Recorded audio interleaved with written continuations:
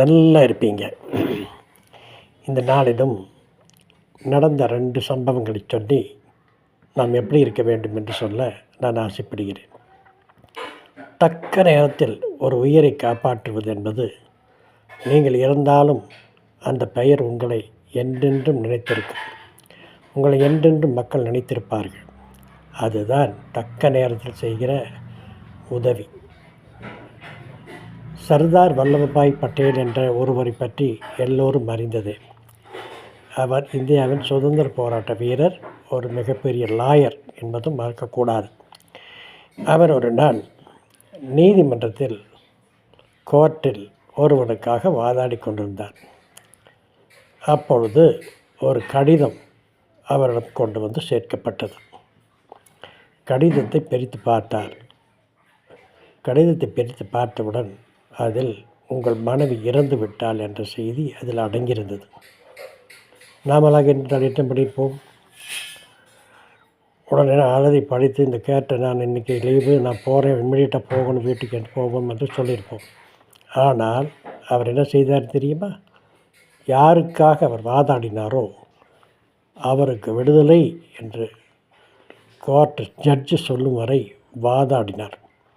வாதாடியவர் judge கேட்டார், என்ன லாயரே, என்ன ஒரு கடிதம் வந்தது, என்ன கடிதம் என்று சொல்லியிருக்கும்போது, என் மனைவி இறந்து விட்டார் என்ற கடிதம் தான் என் கையில் கிடைத்திருக்கிறது என்று சொன்னார்.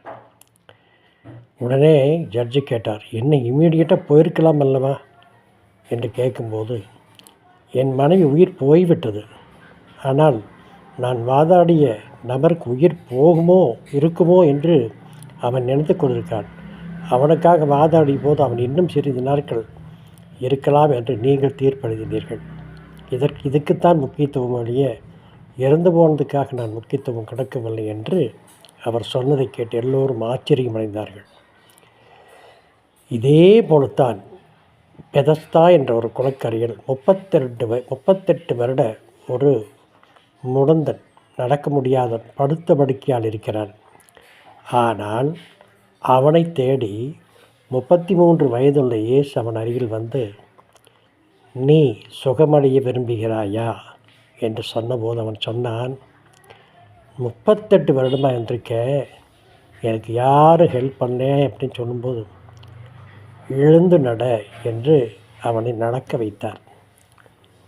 38 வருடமாக இருந்தவனை இயேசு நேராக வந்து எழுந்து நட என்று சொன்னபோது அவன் எழுந்து நடந்தான். தக்க நேரத்தில் உதவி, உயிருக்கான உதவி. நீங்கள் எப்படி இருக்கிறீர்கள்? வழியில் ஏதாவது ஒரு ஆக்சிடெண்ட் யாராவது ஆகிவிட்டால் நின்று ஹெல்ப் செய்கிறீர்களா?